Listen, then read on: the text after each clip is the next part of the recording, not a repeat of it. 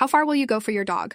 I was throwing tennis balls for Luna, my 2-year-old husky, at Riverside Park when she suddenly collapsed. One second she was running full speed, the next she was convulsing on the ground with foam coming out of her mouth. I screamed for help while people just stood there staring. My hands were shaking so badly I could barely dial 911 as Luna's eyes rolled back in her head. A woman jogging past yelled that her dog had the same thing happen last week and to get Luna to the emergency vet immediately. I scooped up all 55 pounds of her seizing body and ran to my car, breaking every traffic law getting to the animal hospital. The vet took one look and said it was poisoning. Probably rat poison based on the symptoms. They rushed her into surgery while I stood in the waiting room trying not to throw up. 3 hours later, Dr. Patel came out looking exhausted and said Luna would survive, but it was close. The bill was $8,300 for the emergency surgery, blood transfusions, and overnight monitoring. I put it on 3 different credit cards. Dr. Patel said this was the 6th dog this month with the same poisoning, all from the same park. She'd reported it to animal control and the police, but nothing had been done. The other 5 dogs hadn't made it. I felt sick thinking about Luna playing in that park every morning for the past year. How many times she could have eaten something terrible. When I asked if anyone knew how the poison was getting into the park, Dr. Patel said the theory was someone was deliberately leaving poisoned meat around, but there was no proof, just dead and dying dogs. I asked for the names of the other families who'd lost their pets. She couldn't give me that information due to privacy rules, but she said I wasn't alone in this nightmare. That should have been comforting, but instead made me furious. 6 families destroyed by some psychopath, and nobody was doing anything to stop it. I left the clinic with Luna barely conscious in the backseat and a payment plan that would take me 2 years to pay off. The next morning, I called the police non-emergency line to report what happened. The officer who answered sounded bored and said they were aware of the situation but couldn't investigate without evidence of criminal activity.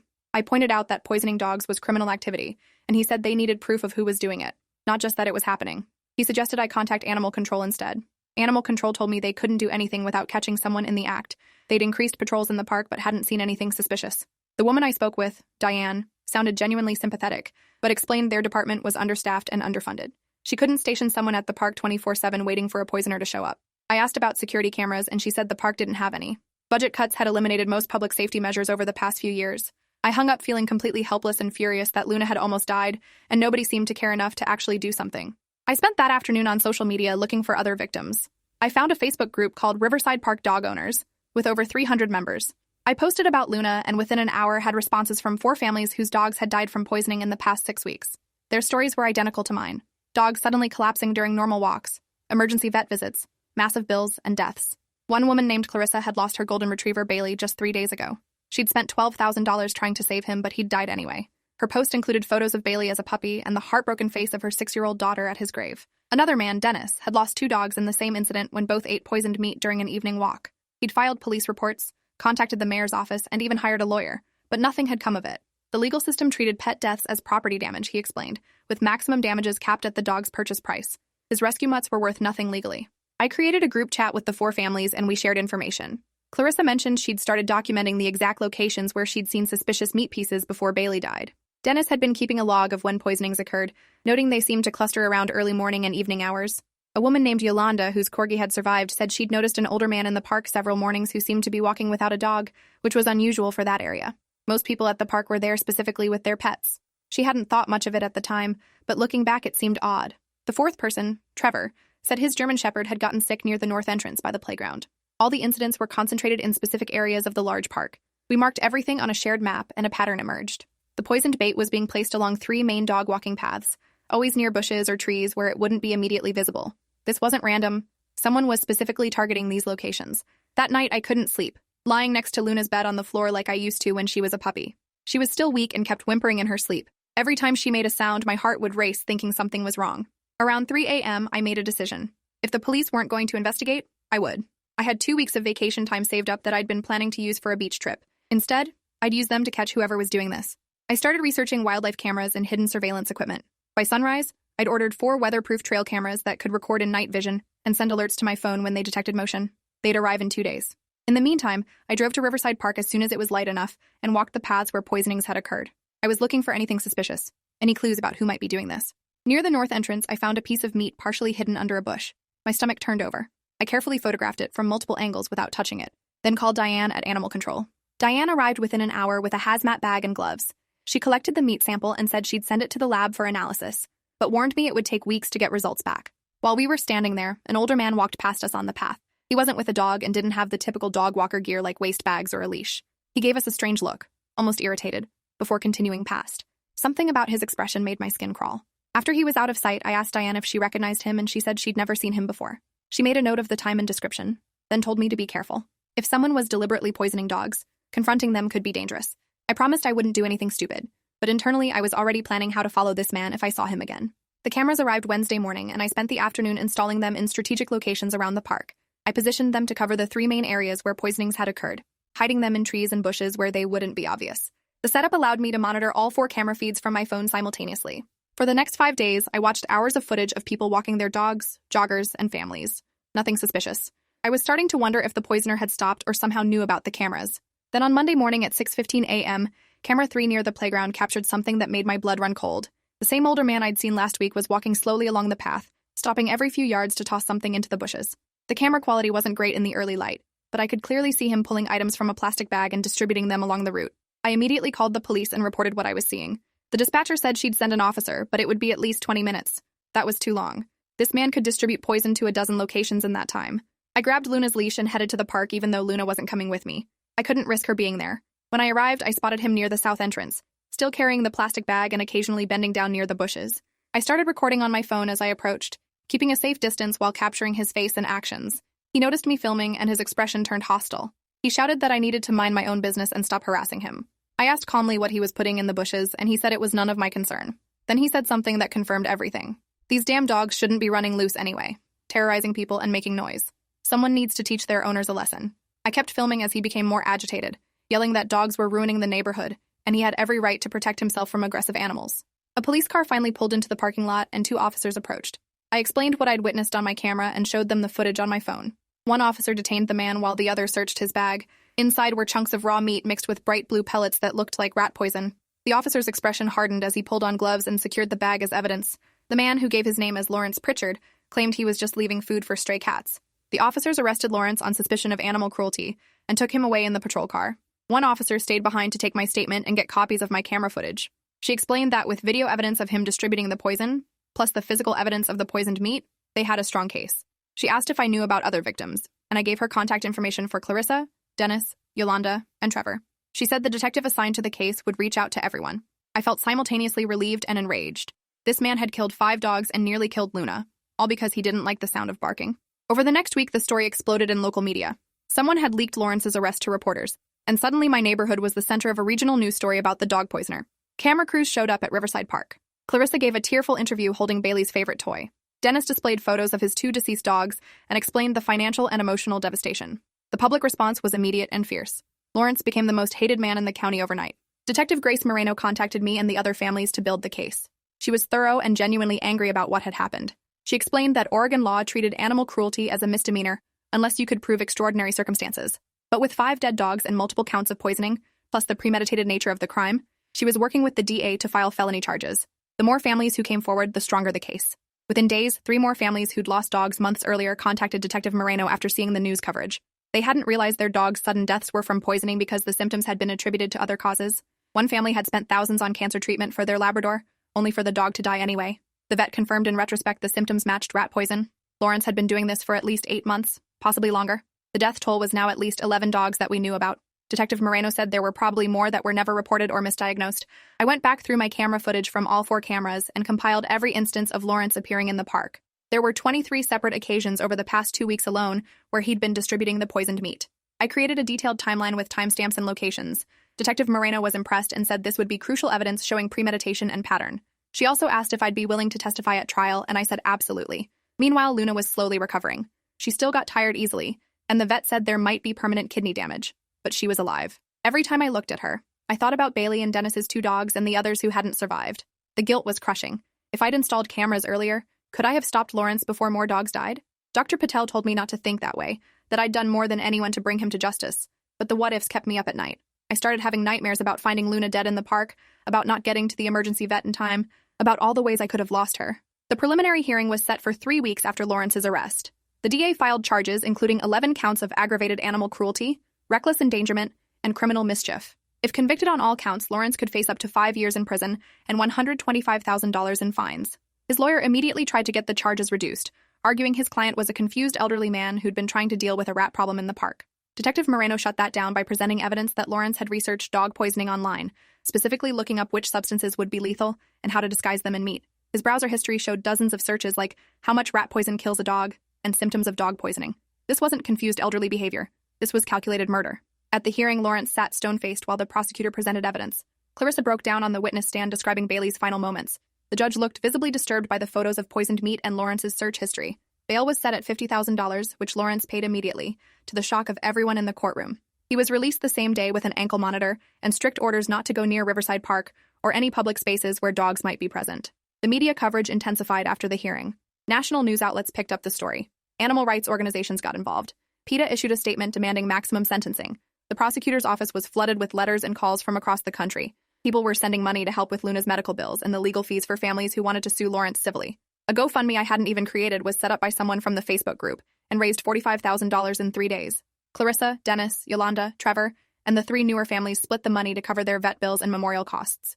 The outpouring of support was overwhelming and made me cry more than once. Meanwhile, I kept the cameras running in the park. I wasn't sure if Lawrence might try to return despite the court order or if there might be copycat poisoners. The footage showed park usage had dropped dramatically. People were terrified to bring their dogs there now, even though we'd caught the poisoner. The local news ran segments on how to spot poisoned bait and what symptoms to watch for. Detective Moreno called me 6 weeks after Lawrence's arrest with unexpected news. During the investigation, they'd searched Lawrence's house and found journals documenting every dog he'd poisoned going back 2 years. He'd kept meticulous records including dates, locations, dog breeds, and whether the poisoning was successful, in his words. The actual death toll was 31 dogs, not 11. He'd been doing this for 2 years, evolving his methods to avoid detection. Earlier poisonings had been in different parks across 3 cities. He'd moved around to avoid suspicion. The journals also revealed his motivation, which was somehow even more disturbing than I'd imagined. Lawrence had lost his job as an accountant 5 years ago and blamed a coworker who had brought her dog to the office. Lawrence was allergic to dogs and had complained repeatedly. Eventually, he was fired for creating a hostile work environment with his complaints. In his mind, all dogs and their owners were responsible for ruining his life. The journals were filled with vitriolic rants about entitled dog owners and dangerous animals. Detective Moreno said the journals would be powerful evidence of premeditation and motive. The DA amended the charges to include 31 counts of animal cruelty, 1 for each documented poisoning. The trial was scheduled for 4 months out. In the meantime, Lawrence's face was plastered all over local media. His adult children gave interviews saying they'd cut off contact with him years ago because of his increasingly extreme behavior and paranoia. One daughter, Gretchen, said her father had always been controlling and angry, but after losing his job, he'd become obsessed with perceived slights and vendettas. She hadn't spoken to him in 3 years and wasn't surprised he'd done something like this. His ex-wife, who'd divorced him a decade ago, said he'd been emotionally abusive and vindictive throughout their marriage. She described incidents of him poisoning neighborhood cats that she'd attributed to local wildlife at the time. Looking back, she realized he'd been doing this kind of thing for decades. The portrait of Lawrence that emerged was of a man who'd spent his entire adult life blaming others for his failures and acting out in increasingly cruel ways. Dogs had just been his latest target. Every new revelation made me angrier. This wasn't a confused old man. This was a calculated predator who'd enjoyed killing animals for years. I attended every court date and pre-trial hearing. Clarissa, Dennis, and others from the victim families came too. We formed a tight group, bonded by shared trauma and determination to see justice done. The prosecutor, Vanessa Chang, kept us updated on legal strategy. She was building an airtight case and felt confident about conviction on most counts. Lawrence's defense attorney tried repeatedly to negotiate a plea deal, but Vanessa refused anything less than significant prison time. She wasn't going to let him plead down to probation for killing 31 dogs. The trial began on a cold morning in January, 8 months after Luna's poisoning. The courtroom was packed with victim families, media, and concerned community members. I testified on the first day, walking through finding Luna collapsed, the emergency vet visit, installing cameras, and capturing Lawrence on video distributing poison. The defense attorney tried to rattle me during cross-examination, suggesting I'd installed cameras illegally or fabricated evidence, but I stayed calm and stuck to facts. Vanessa presented my camera footage, which was damning. You could clearly see Lawrence's face and actions. There was no ambiguity. Over the next 2 weeks, Vanessa called victim after victim to testify. Clarissa described Bailey's death in heartbreaking detail. Dennis explained the financial devastation of losing 2 dogs. Dr. Patel testified about the specific type of poison used and its effects. Detective Moreno presented Lawrence's journals, reading selected passages that made several jurors visibly upset. The forensic accountant testified about Lawrence's financial situation, showing he'd spent over $2,000 on rat poison in 2 years, far more than any residential rat problem would require. He'd been buying it in bulk and distributing it specifically to kill dogs. The defense's case was weak. They tried to paint Lawrence as mentally ill, calling a psychiatrist who testified about his depression and paranoia. But Vanessa destroyed that argument by pointing out that Lawrence had deliberately hidden his activities, researched methods online, and kept detailed records of his successes. Those weren't the actions of someone too mentally ill to understand right from wrong. Those were the actions of someone who knew exactly what he was doing and wanted to get away with it. The trial lasted 3 weeks. Jury deliberation took 6 hours. When they returned with guilty verdicts on all 31 counts of aggravated animal cruelty, plus the reckless endangerment and criminal mischief charges, the courtroom erupted in applause. The judge had to call for order. Lawrence showed no emotion, just stared straight ahead. Sentencing was set for 4 weeks later. Vanessa told us the conviction was a huge win, but sentencing was less predictable. Oregon law had maximum sentences for animal cruelty, but judges had discretion on whether to run sentences concurrently or consecutively. She'd be arguing for maximum consecutive sentences, but the judge might not agree. We waited anxiously for those 4 weeks. I tried to get back to normal life, returning to work and resuming Luna's daily walks. But the park felt different now. Even though Lawrence was in custody awaiting sentencing, the memory of what happened there lingered. Other dog owners were slowly returning, but everyone was hypervigilant, watching the ground for anything suspicious, keeping dogs on short leashes. The innocence of the park as a happy place was gone, replaced by wariness and fear. Sentencing day arrived, and the courtroom was even more packed than during trial. The judge allowed victim impact statements before sentencing. I went first, describing how Luna's poisoning had affected both of us, the ongoing medical issues she faced, the financial burden, and the psychological trauma. Clarissa spoke about Bailey and how her daughter still cried for him every night. Dennis described the hole left by losing both dogs at once. One by one, 17 families gave statements. Some were composed, others broke down crying. By the time everyone had spoken, 3 hours had passed and several jurors in the gallery were in tears. The judge looked grim as she listened to each story. When it was time for sentencing, she addressed Lawrence directly. She said in 30 years on the bench, she'd never seen such calculated cruelty toward innocent animals. She described his journals as the work of someone who took pleasure in causing suffering. She said while Oregon law limited her options, she would impose the maximum sentence available. For 31 counts of aggravated animal cruelty, she sentenced Lawrence to 5 years in prison on each count, to run consecutively. That meant 155 years total, though realistically he'd likely serve far less due to parole eligibility and his age. She also ordered him to pay $127,000 in restitution to be divided among the victim families for vet bills, cremation costs, and emotional distress, plus court costs and fees. The total judgment was over $180,000. Lawrence would likely die in prison and be financially destroyed even if he somehow got out. When the judge finished, the courtroom erupted in applause again. This time she let it continue for a moment before calling for order. As Lawrence was led away in handcuffs, he turned and looked directly at me. His expression was pure hatred. No remorse, no acknowledgement of what he'd done. Just rage that he'd been caught and held accountable. That look reminded me why all of this had been necessary. He would have kept killing dogs indefinitely if someone hadn't stopped him. After sentencing, our victim group held a small celebration at a local restaurant. It felt weird to celebrate anything related to such tragedy, but we needed closure and recognition of what we'd accomplished. We'd gone from isolated victims to an organized force that secured one of the longest animal cruelty sentences in state history. Vanessa joined us and said this case would set precedent for future animal cruelty prosecutions statewide. Other DAs were already citing it in their cases. Life slowly returned to a new normal over the following months.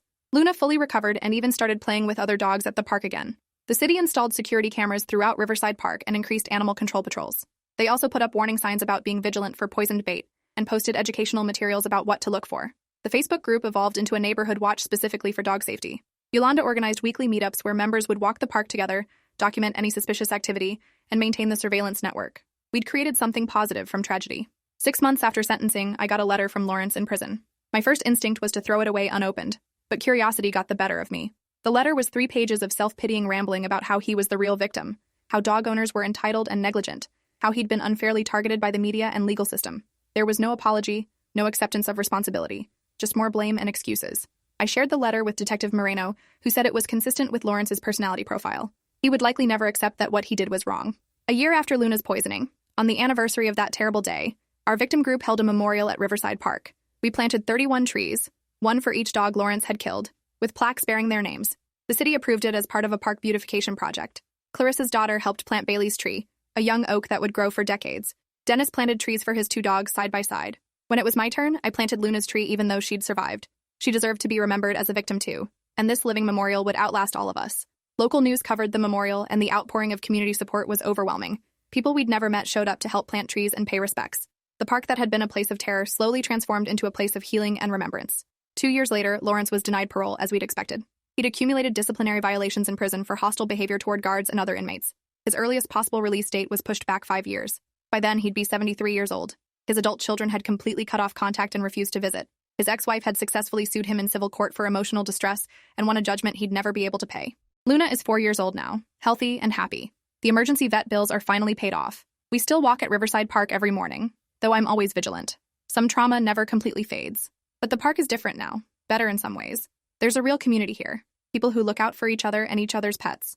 We've prevented 2 attempted poisonings since Lawrence's conviction, both by disturbed individuals who'd heard about his case and apparently thought it was a good idea. Both were caught quickly thanks to our surveillance network and are now facing charges. The system works better now because we made it work. Sometimes I think about that moment when Luna collapsed, how my world ended in an instant.